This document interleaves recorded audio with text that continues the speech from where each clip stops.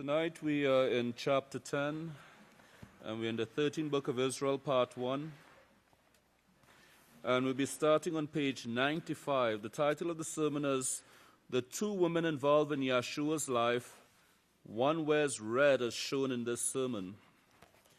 So we have not much that we, in terms of the length of this sermon, this is not a really long sermon, but we will pick up from verse 3, because this was after Pope Francis, after he was put into office. And Pastor said, did you notice the Pope was covering a bunch of sins with gold? He's wearing gold as if he's covering something up, and he's hiding his sins as Nineveh did. And I want you to remember this concerning Nineveh, because later on in the sermon, Pastor really gets into details concerning what was going on in Nineveh and showing how it applied to these last days.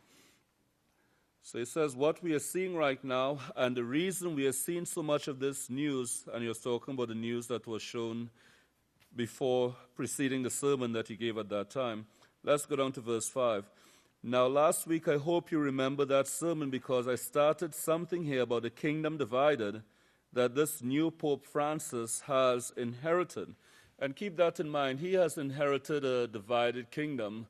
And of course, you could see in the past few months, those who were not in unity with his actions, he silenced. But that don't mean that there isn't a division within the Catholic Church. Now, the kingdom that we are going to inherit is not divided. There will not be division in Yahweh's kingdom. And this is really important for us to understand that no, the House of Yahweh, there's not going to be a division in the kingdom of Yahweh. But it's upon each and every one of us to make it so. And that's why we are given the laws where we can come together into unity with one another. So there will not be division in Yahweh's kingdom, praise Yahweh. We have the perfect laws to guide us, and everyone that gets into the kingdom will agree totally with those laws, or they won't get in the kingdom. And if they get in there, they won't stay long, they will get caught. But notice that we have to come into agreement with the perfect laws. And once we're in unity with the perfect laws of Yahweh, it brings us into unity with each other. Now, if we have disagreements with one another, it means that we are not in unity with the perfect laws of Yahweh. So just keep that in mind, that once we're in unity with the laws of Yahweh, we will be in unity with one another. But if we don't have unity among ourselves, it means that one or more of the laws of Yahweh we are not applying or not diligently applying. Let's look at verse 6. It says, what we are seeing right now in the news is exactly what was started with Cush.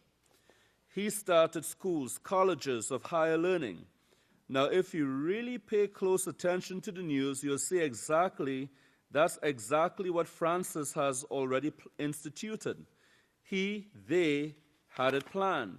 The Catholic Church had it planned before he ever came into office. And remember, pastors refer us back to the Keys of This Blood by Malachi Martin, and he outlined their plan, the plans of the Catholic Church. But even before he put it down on pen and paper, those plans were already in existence even before he wrote them.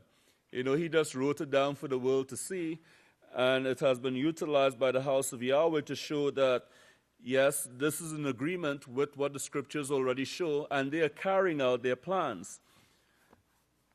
And then he spoke about the other pope stepped down. He really didn't step down. He just stepped behind closed doors, and we have two popes that yield a lot of power, both of them. So they have doubled their power among the people. And this one, though, this Francis, he's the one, if you notice him, kissing the babies, putting on a front here. This is trickery that is shown in 2 Thessalonians that he would do. He's a magician. He knows, he's a psychiatrist. He knows how to win friends and influence enemies. And this week I was listening to a radio program where they were talking about Pope Francis and his popularity. And there were many people who have left the Catholic Church, and because of him, they're giving the Catholic Church another look because they're saying he's making all the right sounds and he's performing all the right gestures, but he hasn't really done anything substantial. And they were highlighting some of his things that he has done. He doesn't wear the red shoes that Pope Benedict wore. He doesn't stay in the papal apartments. He stays among people and so forth, gets his own coffee and etc. And this has just won over people by these gestures that he has made, but he hasn't really done anything substantial. And this is what Pastor is talking about here, that he is putting on a front. And this is what we see in the Scriptures. That's what the Scripture shows. He's just putting on a front. So they think by kissing a baby or kissing someone who is sick that he really cares, and this is that front he puts forth, that he really cares. But the system that he is leading, it's no way that it really cares for the people. And you'll see this in some of the words that Pastor uses. And this is the front that he puts forth. But you'll see differently in what he brings forth in his actions here, in his alliances. And I want you to remember that word alliances with the West, of course, and then the Mediterranean also. Let's look down to verse 8. But in Jonah, we see a strategy here. And of course, this is one of the cities of Cush that he first started with, Babylon.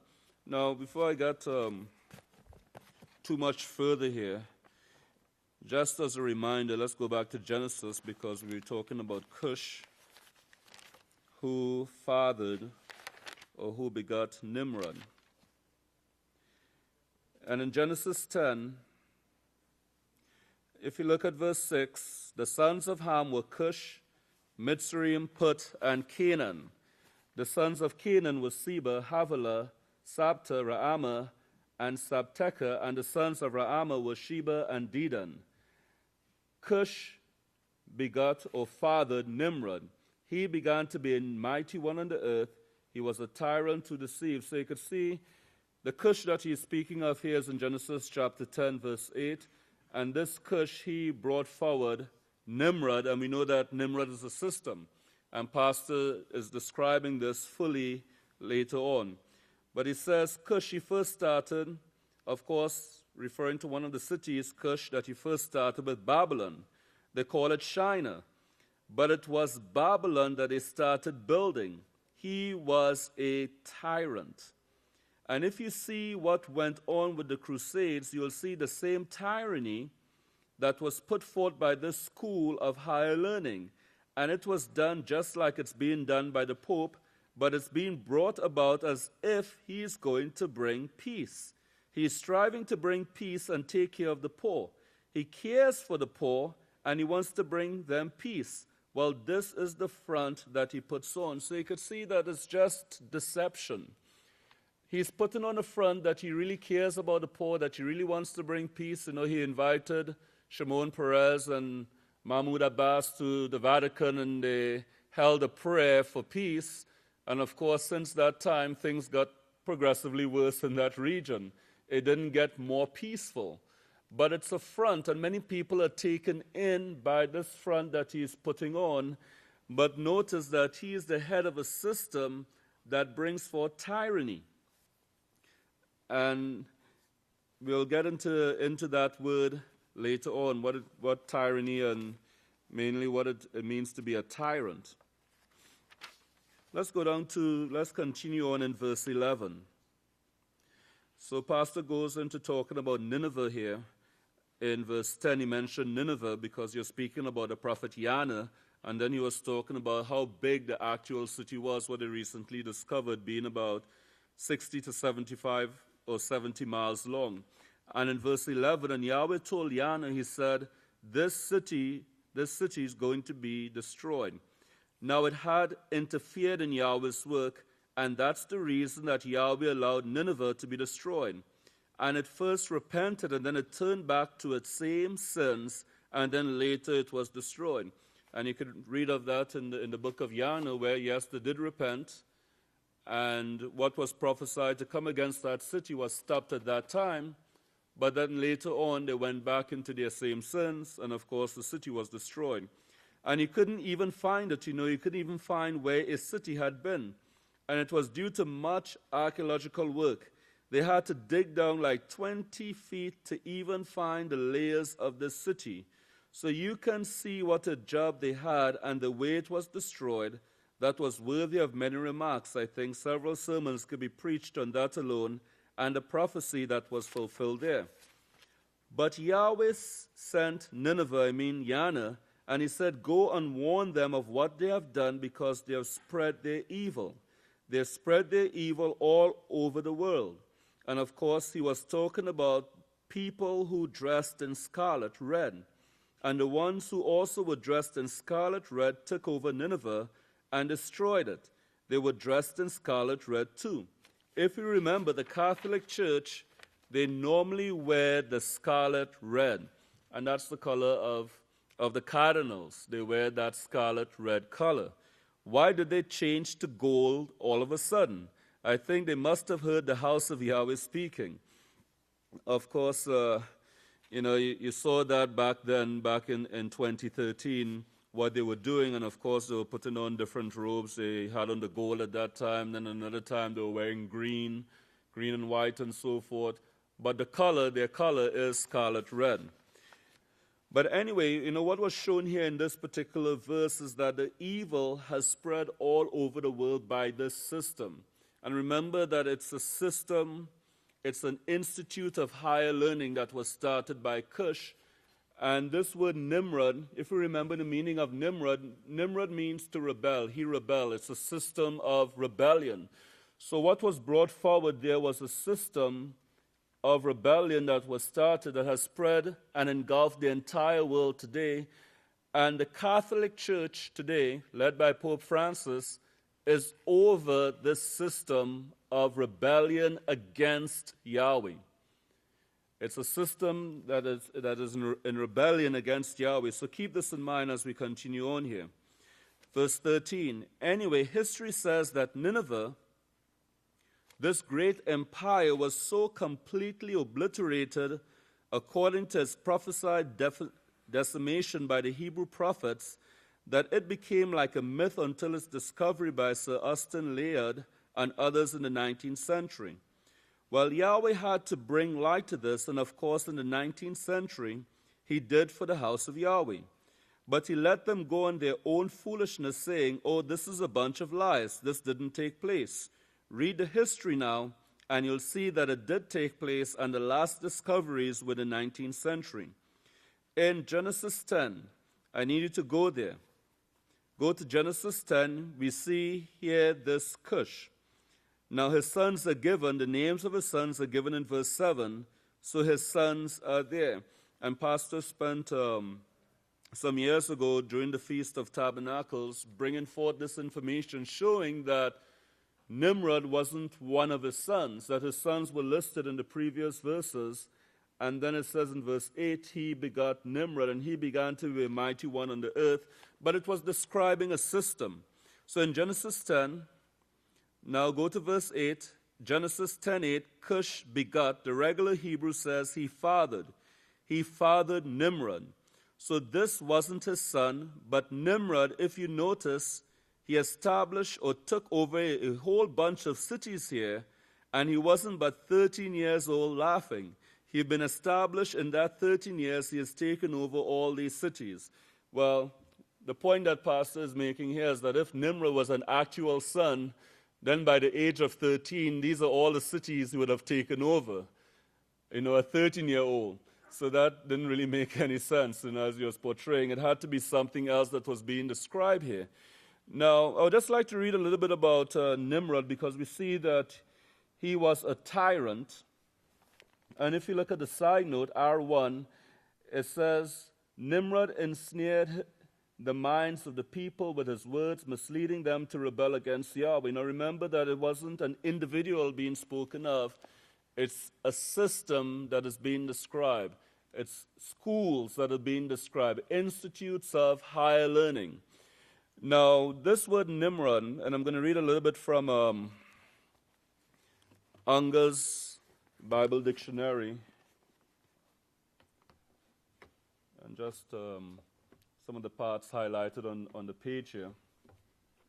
But it says that under the word Nimrod, it says, then to Nimrod is said to have been a mighty hunter before Yahweh. And this is actually in the Angus Bible Dictionary. This is the exact wording here. Genesis 10:9. The simple meaning of this statement is that Nimrod was the exact opposite of the divine ideal of a king, that of a shepherd. And then it gives several scriptures here. Whereas a hunter gratifies himself at the expense of his victim, and the shepherd expends himself, for it has the word for the good of the subjects of his care. So you could see that they're contrasting between the shepherd, which is what a righteous leader would be, as opposed to a hunter. And it says that in terms of Nimrod, or this system being a hunter, it gratifies himself at the expense of his victims. And this is the nature, this is what we see coming forth from the Catholic Church. The things that they're doing, they're making out like they're doing it for the people, but it's not going to be for the people, it's going to be at their expense. They're the ones who are going to be paying the brunt of the actions of the Catholic Church, and we'll be seeing it in the wars that are getting ready to let loose on the face of this earth at this time. Now, a shepherd expends himself for the benefit of the subjects of his care. Continuing on concerning, it says that Nimrod's designation as a hunter clearly connects him with the founding of the military state based on absolute force. And this is what you see in the world today. This is the type of rulership that we see guiding all nations in the world today, absolute force. But this is not what's going to be guiding the kingdom of Yahweh. What Yahweh wants are people who will willingly keep and uphold his laws, and they have made that decisions for themselves. So there wouldn't be a need for absolute force in the kingdom of Yahweh if everyone is already willing to do what Yahweh commands. But if you're not willing to do it, of course, the choice is ours, as is shown in many scriptures. But this Nimrod system, you can see that it is founded on, it's based on absolute force. And of course, it described this system as being a tyrant. Now I'm going to read a little bit from dictionary.com concerning the word tyrant and the definition of the word tyrant. It says, a sovereign or other ruler who uses power oppressively or unjustly. Any person in a position of authority who exercises power oppressively or despotically.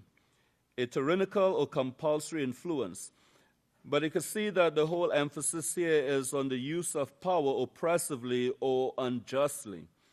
Now, what I found really interesting in this word tyrant, it's in the origin of the word, and this is from the 1300s. It means absolute ruler, the word tyrant. And it's from Old French tyrant, a form of Latin tyrannus, which means lord, master, tyrant. So it carries you right back to the Lord. Lord, master, tyrant. It's from a Spanish word tyranno, an Italian word tyranno, and from Greek tyrannos, which mean lord, master, sovereign, absolute ruler, a loan word from a language of Asia Minor, and probably Lydian, of Etruscan Turan, and it means mistress, lady. This word tyrant. So when you get down into the origin of the word, it goes back to mistress, lady, and they have in brackets the surname of Venus. The surname of Venus, tyrant. Surname of Venus. Well, we all know who Venus is. That's the queen of heaven. That's going back to Satan herself. And you will see how Satan is the first one who occupied the office of tyrant. And of course, you can see that the leader of the Catholic Church, whom she lends her power to, is also occupying the seat of being a tyrant. Now, in the exact sense, a tyrant is an individual who arrogates to himself the royal authority without having a right to it. Well, we know the royal authority belongs to Yahweh. That's where all authority comes from. Who arrogated the authority to themselves? Well, Satan. Satan did. That's why his surname is Tyrant. Who arrogates the authority to himself in the world today? The Catholic Church and the Pope. They have taken this authority to themselves. They have arrogated it to themselves, as this definition here in dictionary.com shows. So this is under the word tyrant. So you can see how this system has come down to us today, this form of tyranny. And of course, we could see who is leading it. But bear in mind here, what we are also seeing is that it is in the institutes or in the institutions of higher learning, in the schools, in the colleges, and so forth, this tyranny is being brought forward. So in verse 17 he says, well, this was the tyranny that was created or invented by what is known by the Catholic Church, known by the people, known as the Catholic Church today. If you'll get this in your mind, yes, they were in operation at this time, invented by Cush, who formed schools of higher learning. And I've brought all of this before. If you haven't heard it, you really need to get the details on it. Get the sermons and listen to them.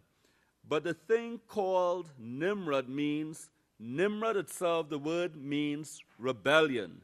It means he rebelled. He rebelled. In some other applications, it has even wider meaning that we rebelled and so forth. And he taught this rebellion in the schools. They taught all kind of academics, of course, but what they mostly taught was war and how to actually scheme to take over and build their own empire from the other cities that other people had actually built. But notice, this is what is taught in the school systems. It's the same thing that you find being taught in the school systems today. It's rebellion against Yahweh. Remember, that's what they were rebelling against. They were rebelling against Yahweh. What do we see taught in the schools today across the world? We find the same thing being taught. It's rebellion against Yahweh. Yes, there's academics taught, but along with the academics, at the youngest age, you were making Christmas cards, Easter cards, Mother's Day cards, Father's Day cards, and so forth, Valentine's Day cards, and etc. The rebellion was being instituted in the schools, Christmas parties, and so forth. All of it being instituted in the schools, Halloween, and etc. Everything that is against the laws of Yahweh was being instituted. Competition, sports. Now, when you think about sports, you don't really think about warfare. But if you have ever been on a team, any kind of team, and you've really been involved in it, you will know that it is warfare. It's about conquering and winning or beating the other side. And there's a lot of strategy that is involved. When you get into that huddle, regardless of the sport, if it's a team sport, there is strategy on how to win or defeat the other side. But that is warfare that is being trained, that were being trained in at that particular time. That's the rebellion against Yahweh. And this is what is being spoken of here. This is what was brought forward at that time. And now in these last days, they have made it compulsory or almost compulsory that you send your children to school. In the U.S., you have the opportunity to homeschool. But in many nations, you don't have that opportunity to homeschool. You don't have a choice of homeschooling your children in many, many, many nations. If you don't send your children to school, and they find out for some reason that you're keeping your child from school, they may give you a warning once or twice, but then they will forcibly take your child away from you and put them in school. In many, many, many, many nations across the face of the earth, this is just the way it is. But within that system, within the school, then they are taught rebellion, as the word Nimrod here means. So they taught all kind of academics, of course, but what they mostly taught was war and how to actually scheme to take over and build their own empire from other cities. But this is not even just in the military, even in business. It's the same kind of thinking. Competing against the competition, how to to build a business empire, basically. If you were to really look at it, it's the same thing. How you could buy up smaller companies and create an empire. How you could spread abroad and etc. But remember that the way it is being done, as identified in the Unger's Bible Dictionary, it says that there's a difference between Nimrod being a hunter and a ruler of Yahweh or a leader of Yahweh who is a shepherd. And always remember that the hunter gratifies himself at the expense of his victim. At the expense of his victim. And if you keep that in mind, you'll see that pattern in the world of business, where the top ones gratify themselves at the expense of their workers, their employees, they fire them and so forth. There's a whole bunch of things that they do in order to ensure that they are profitable and so forth. Whereas the shepherd expends himself for the benefits of the subjects of his care. So he works on their behalf. So a shepherd is one who works on behalf of the people, like our pastor, which is part of the definition of the word pastor itself. Yisrayl Hawkins, he's a shepherd. He works on behalf of the people. He works on behalf of the House of Yahweh. He works on behalf of the kingdom of Yahweh. Whereas Pope Francis, he pretends to be working on the behalf of the people, but he really isn't. It's just a front that is being put on, and what they're actually doing, they're just getting the riches for themselves, and the Catholic Church is incredibly rich. You can just look at any documentary concerning the Catholic Church and you see how rich it is. Even though they may pretend that they're not really that rich, don't let that fool you when it comes to their documentaries. They have, as Revelation chapter 17 identifies, they are full with the wealth of the world. So we see here, continuing on in verse 18, that they taught all kind of academics, of course, but what they mostly taught was war and how to actually scheme to take over and build their own empire from the other cities that other people had actually built. And even in today's world, you find that many of you remember, the board games that you would get as Christmas presents, like Monopoly and so forth, Risk being one of them. What was being taught was the same thing, to scheme, to plan, to rule the whole thing, get as much as you can, to have a monopoly, have everybody pay dues to you, bankrupt them and so forth. That's the whole thing behind it. But that's part of the system.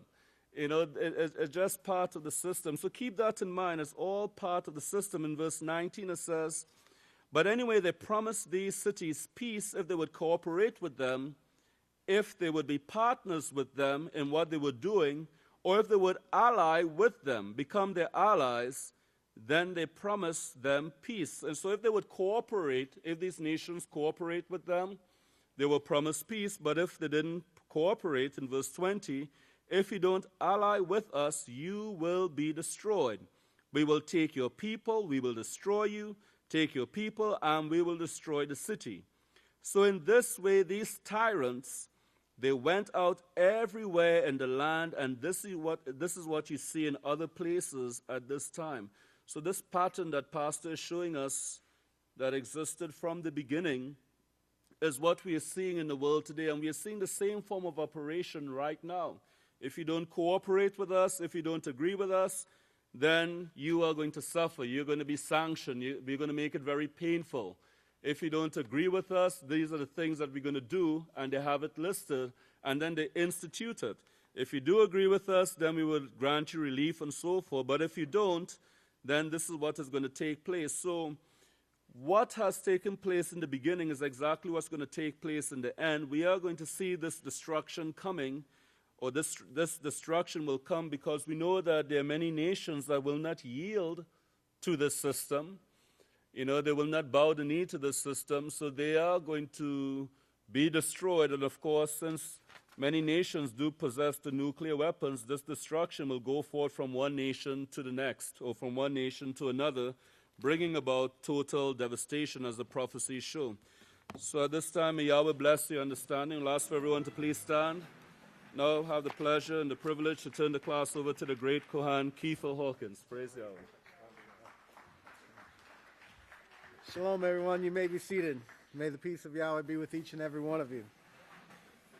Praise Yahweh. We're going to be continuing right where the great Kohan just left off there, in specific with these alliances.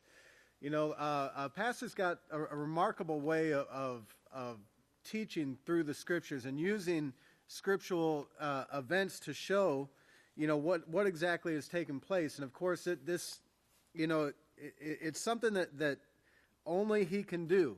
You know, nobody else has this ability. He sees so much in the scriptures that I mean, it's just truly remarkable how he can bring these scriptures to light to us so that we can begin to see the great plan of Yahweh that's taken place here. But, you know, he's using this example. If you'd be turning to page 98, he's using this example that was taught with Nineveh and the destruction of Nineveh and the kingdoms that allied themselves together to bring this about. And, you know, we're talking about this in this time period. He's relating it to this time period, and you have to be aware of this. You have to be aware that, you know, at this time there are certain alliances that have taken place that have the ability to just absolutely crush anybody who's not willing to go along with their plan. And they have as Pastor would say, it bothers them not to see, you know, somebody suffer so that they can get their way. You know, but this awesome power that's given to these alliances to do this, you've seen, you know, world leaders in the past decade or so who had tried to stand up against it, who would not go along with it, and you see how they were taken out. Their governments taken from them.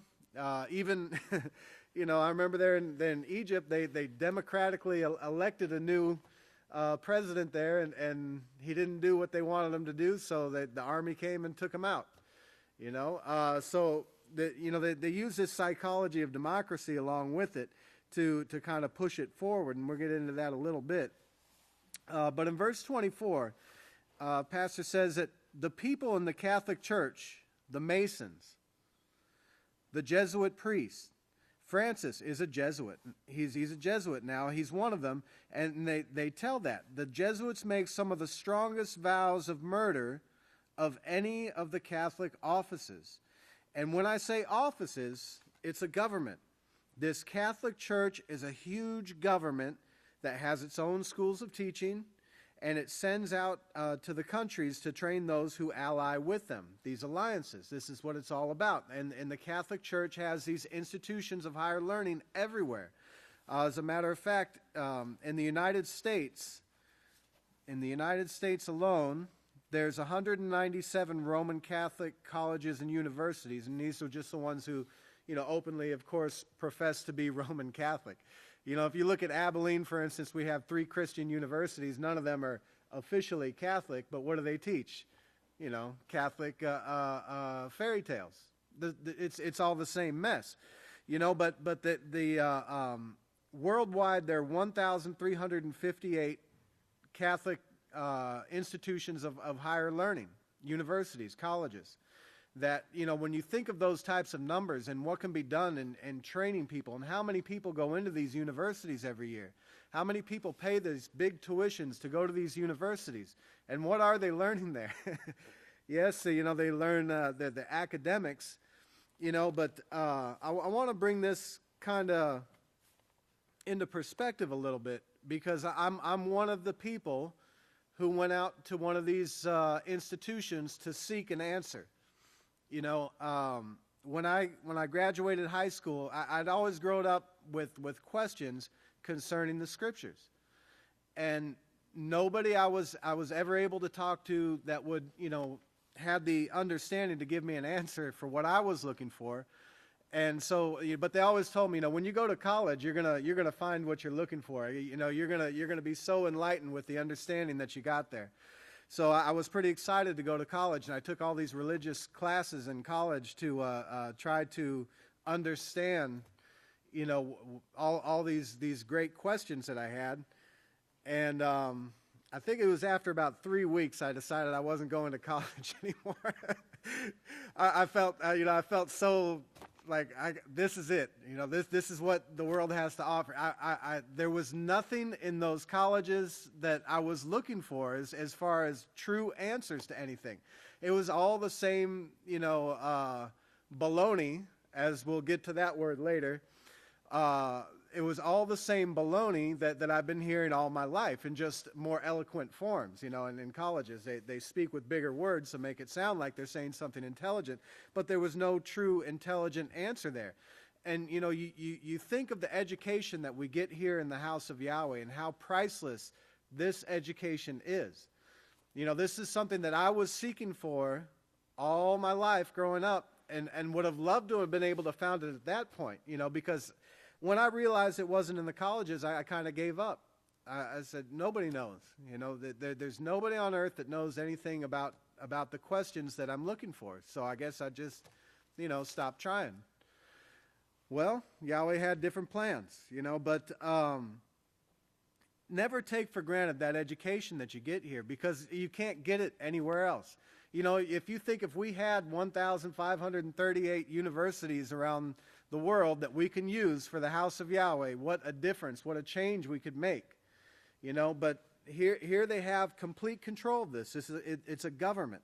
And it is an alliance with all these nations giving their strength to this government. All right, so remember that in your studies. Now, I said baloney because the oldest university, the oldest operational continual university on the face of the earth is located in Bologna. It's Bologna, Italy, yes. And it was founded in 1088, and it's a Catholic institution. That's I guess where all the baloney comes from, right there. So if you want to trace back your baloney, you can go straight to the source, I suppose. But in verse 25, he says, now also in this same setup, it's like the petrodollar.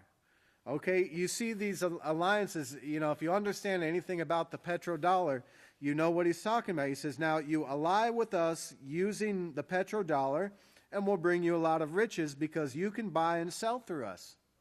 Okay, that sounds great. And the same thing is with the euro. And with these two great powers, they control all the money in the world. And we see even powerful nations, even great and powerful nations, can be brought to their knees pretty quickly, through these alliances. And this is something that Pastor is showing us a scriptural example here. In verse 26, he says, let me just continue there. He says, the euro and the dollar, and you can't operate without it. And this is the way it works. Then they control the banks. They own the banks. So if they own the banks, they have complete control. Now in verse 26, this history now, an alliance of the Medes, the Babylonians, and I think that is pronounced Scythians, but Pastor spells it out, Scythians. Now these three allied themselves together, and they went in and they destroyed Nineveh. Yahweh didn't destroy Nineveh. Yahweh's not going to destroy anything in these last days either. This is all being brought about by the very people who are struggling to hold this power. That they're bringing it about upon themselves. In verse 27, he directs us over to Nehemiah.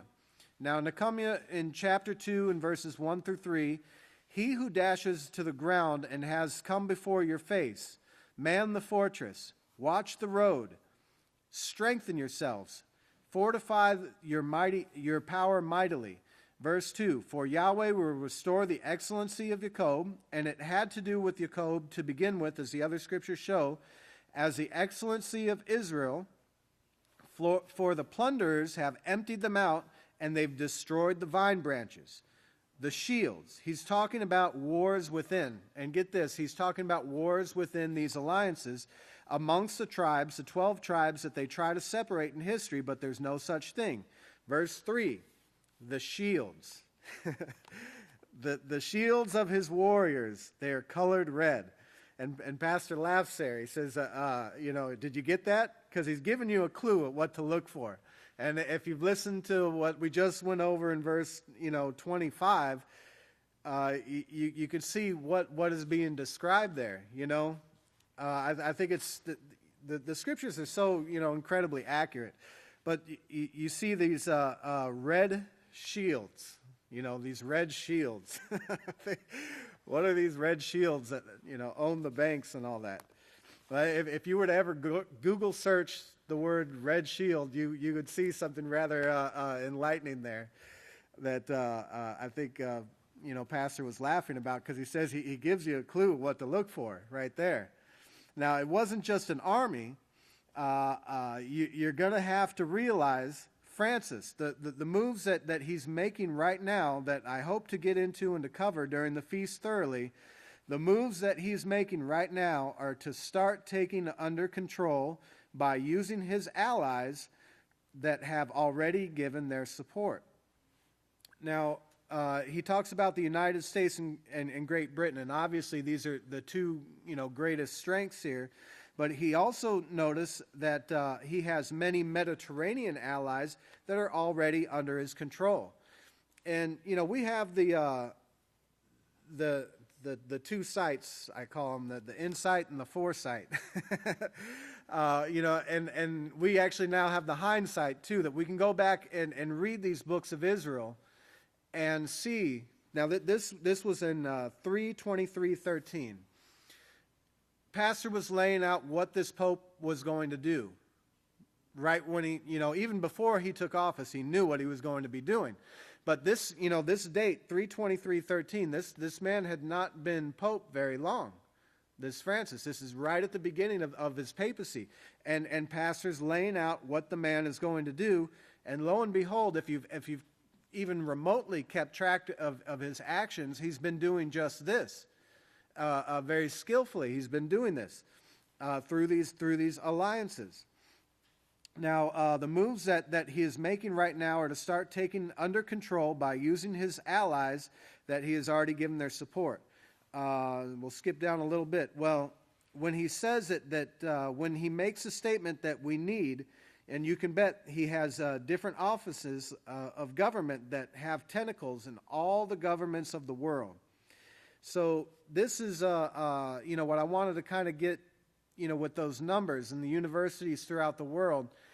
If you think of all the people that have gone in through those universities and they've been subtly trained in this way of thinking and where they are today, these universities don't produce paupers. Some of the great Jesuit universities in the United States, such as the Boston College and Georgetown University, these produce some of our world leaders. And as a matter of fact, with Georgetown, you can almost guarantee if there's a world leader on the television that they've spoke or had been some part of a ceremony there at Georgetown at one point in their career. It is a very influential institution. And that's what these educational institutions, this Nimrod, was all about. They educate you in these ways so that you can start contributing to their monopoly, as the great Kohan was speaking about earlier. So anyway, if we continue to verse 31, he says, right now, you saw President Barack Obama go over there and talk friendly to Israeli Prime Minister Netanyahu.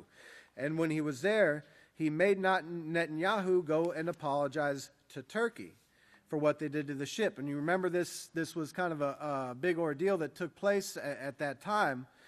But look at the key players here. We're still talking Netanyahu, Turkey, Abbas, Pope Francis. Pope Francis just recently got back from a 3-day visit over there to Turkey. Netanyahu and Abbas still in this back and forth with the land there, which is really interesting to see all the developments going on there. This has been escalating rather quickly. But verse 32, he says, now he didn't just go there to shake hands and have a picnic. He went there to lay out a plan. And he went there, as the governments always do. You can follow this route and you will be given this. You follow this route, and you're talking now. If you don't cooperate, as Nimrod said, these men wearing red, if you don't cooperate, then you'll be going to start losing, and you're going to start taking this blessing away from you, and we're going to start shutting it off, and you can definitely see that today. And he talks actually in verse 33 with Syria, North Korea, and Iran.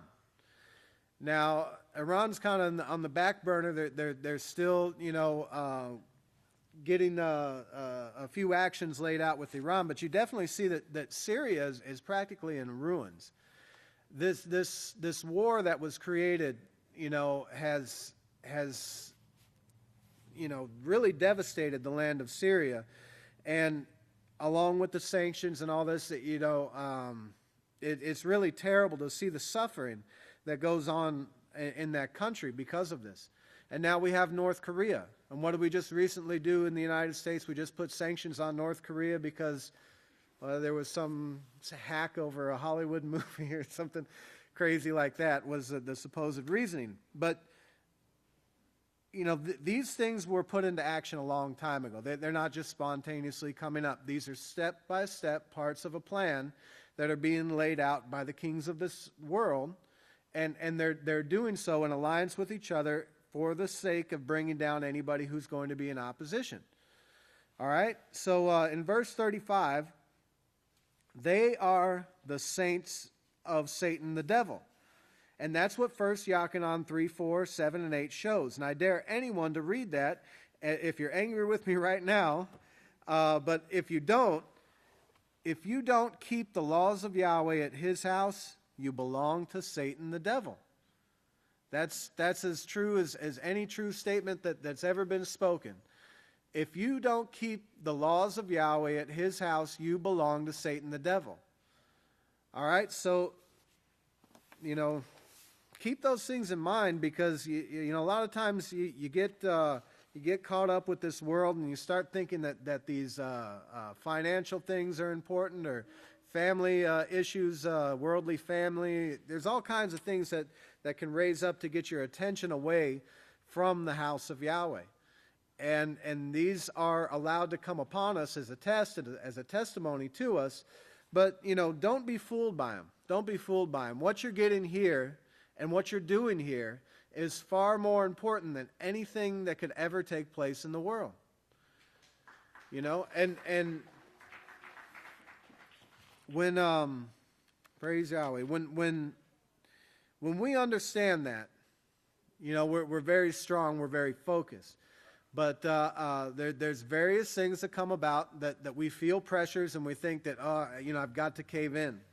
We were teaching the Peaceful Solution class last Thursday, and we'd gone over the story talking about, the bad decisions that people make when they're under certain pressures, and how that's not an excuse to make, an immoral decision. But sometimes people feel like, well, I've got no choice. I've got to do this. I'm in a bind. You always have a choice. Self-control, everything that we're taught in the house of Yahweh tells us that we always have not only the choice but the obligation to make the correct moral decision. We don't have to give in to something that's going to, compromise our character because we feel pressures for something. There's always a way out. We have counselors. We have, all kinds of helps in the house of Yahweh. And, we can't allow ourselves to be, prideful and stubborn and not look at those things. Because that's truly what takes place is that, we sometimes get into this thing, well, nobody understands. They don't have to pay my bills. They don't understand what I'm going through. Trust me, we all we all understand. The more I come to House of Yahweh classes and I hear all the different teachers, the more I realize, yes, we all understand these various things that we're going through. Like the great apostle said, don't look at it as some alien thing has befallen me. I remember when Pastor said the other week that he was talking about how he was poor and how he had actually lived out of a garbage can. You know, and I thought I might be one of the only people that could say me too. You know, but I understand that Yahweh allowed this man to go through so much in his life. You know, it seems like there's no question that he doesn't have an answer for. You know, and us as his children, you know, we have that great blessing that there's no situation that's going to isolate us to where we have to make a wrong decision to try to make something right. It's illogical, you know, but your mind under pressure, your emotions will get you to start thinking that way if you allow them. So, you know, I want to go ahead and you know, encourage everybody to grab some backbone there, you know. Be willing to take a stand. No matter what it takes, we're going to do what we need to do to see this thing through. You know, because what awaits us is the greatest kingdom ever offered to mankind. You know, you look at all these powers that the world have, they're absolutely nothing to the lowest position, the very lowest position that will be offered in this house. You know, so you got to put it into perspective. You got to put it in the perspective that it really is. And then, you know, these things don't bother you. It's, another one of these again. You know, verse 43 on page 100. Her princes within her are roaring lions. And this showing that, you know, the character, of course, of these nations here. Where did you see that before? For these last days too, in Genesis 49, the 12 tribes, the roaring lions. Her princes are as roaring lions. Her judges are as evening wolves. You know, in verse 44, it also talks about the priests defile what is holy, and they violate the laws of Yahweh. And then in verse 49, he says, "Now therefore wait for me, says Yahweh, until the day that I rise to judge." And I wanted to take a little bit to focus on this, because true judgment of Yahweh, that's what we're talking about here. You know, the world doesn't even understand the concept of true judgment. You know, whenever you hear the words like justice in the world, you know, quite often they're just talking about revenge. You know, and justice has nothing to do with revenge. It's absolutely not related to revenge. It's the opposite. You know, even if you look up the word justice and like the dictionary meaning, you know, one of the first things is just, upright, righteousness. You know, all the things that we're only taught here in the house of Yahweh. But every time something takes place in the world, we're going to say, well, justice was served today. You know, well, when we dropped that bomb on that country, justice was served because they had, you know, they did something to one of our guys. Oh, okay, so this getting even, this revenge, this is how they look at justice. Well, in verse 49, he says, "Therefore wait for me," Yahweh says, "until the day that I rise up to judge." Now, this is in these last days, of course, and remember, this is when the judgment actually goes out. The work that we're doing right now, bringing judgment, true judgment of Yahweh to all the earth. And that's what the peaceful solution is doing. You know, that's what the house of Yahweh is doing in these last days. We are bringing true judgment. We're allowing the people to understand what true judgment is. For my judicial decision is to gather the nations and to assemble the kingdoms, to pour upon them all of my judgment. And then it says, all my fierce anger. And of course, Pastor laughs. He says, not true. This right here, the correct translation, I don't have it with me, but Yahweh's judgment showing their fierce indignation and what is going to bring them. And of course, the King James made it look like Yahweh's angry because he didn't obey. You know, this is how they justify everything. I guess they look at Yahweh as if he's like them, how he's going to throw a temper tantrum if he doesn't get his way and try to get even with somebody. You know, when you look at the whole concept of what they worship in their churches, and, you know, the idea of going to hell forever and being tormented and tortured forever. I mean, no minute of any day for the rest of eternity just being tortured. What kind of sick mind comes up with a concept like that, you know? It's not in the scriptures at all. But you could tell, you get into looking at all the various torture mechanisms that were ever invented by mankind, and you see they're very closely related to this city that sits on 7 hills. It's a sickness that is taught through her institutions. It's a cruelty that we read about in the scriptures that they held on to, that's far removed from the Creator, from the Creator's plan. There's so many misconceptions about everything that is written in the Bible. The great book of Yahweh that was recorded for us in these last days. There's so much wrong with the way people see it, and of course that judgment is bringing those things to light in these last days, and it only comes from the house of Yahweh. Now in verse 51. For all of the earth will be consumed by fire. Now, he's given you a last days prophecy of this system. You see that. And, of course, this same system that we have right now, he's given you in a last days prophecy of this. In verse 9, yes, at that time I will return to the people the pure word. Notice he gives us a time period. These prophecies are absolutely, they are so accurate. They're so mind-boggling when you're able to put them all together, as the House of Yahweh has done, as Pastor has done for us, to where we can actually see these things. There should be no doubt in our mind about the time period that we're in, or what's coming to pass and why it's coming to pass. We're definitely not left in the dark here in the House of Yahweh. If you just came here and showed up, you would find yourself being, greatly learned very quickly. With a true education that only comes directly from the Creator. The Creator of the universe, through His house, brings this information to us. But we need to come here ready to learn. Especially on the Sabbaths. You come here in the morning, and we got everything set up so you can get a little coffee or whatever before you start your day.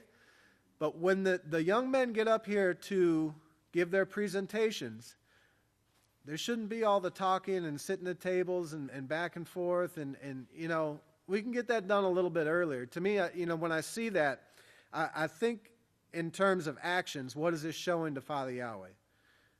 If I had to put it up in a character, what that might show to Father Yahweh, a characteristic, I would think disrespect. I would think that if the Creator of the universe lays out a service for me, I want to be here early. A great priest in the House of Yahweh once told me something that stuck with me. He said, I'd rather be a half an hour early than a minute late. And when you're dealing with this education, treat it like the precious jewel that it is. Don't take it for granted that this is just something. Yeah, of course I go to Sabbath. I go to Sabbath every week. Blah, blah, blah. I hope nobody really thinks that way. But, sometimes through our actions, we can portray something that would come across that I would believe is very disrespectful. When you put the work in that Yahweh and Yeshua has, and our pastor has, and the great, everybody has that's been in this work, to make something so remarkable, to have a young child get up here and to be able to teach the law of Yahweh. And if you think of just how remarkable that is, and how well of a job they do it, I think we sit in great error to not be paying attention. So I wanted to make sure that each day is kind of a new beginning and a new opportunity to prove to Yahweh what is truly important. So, tomorrow morning when you get here, try to get to classes on time. Try to get here on time. And when the presentation starts and the speakers get up here, pay attention. You'd be surprised. You'd be surprised at what you can learn from these great young men that are coming up here to speak the great wisdom of Yahweh. If you can't, it's just truly incredible, brethren. It's so awesome the bountiful things that Yahweh has done for His house in these last days. In verse 54, I want to close with this scripture here. He says, now, all of them may call on the name of Yahweh and serve him with one accord. He said, now notice that, one accord, that unity. It's not what these men have read that we've been talking about this whole sermon. It's not with them. But Yahweh does say, with this priesthood it will be. Or you won't be a part of this priesthood. So, on this great Sabbath day, we stand in unity to seek of Yahweh, to learn of his ways, and to put those ways into practice with our lives.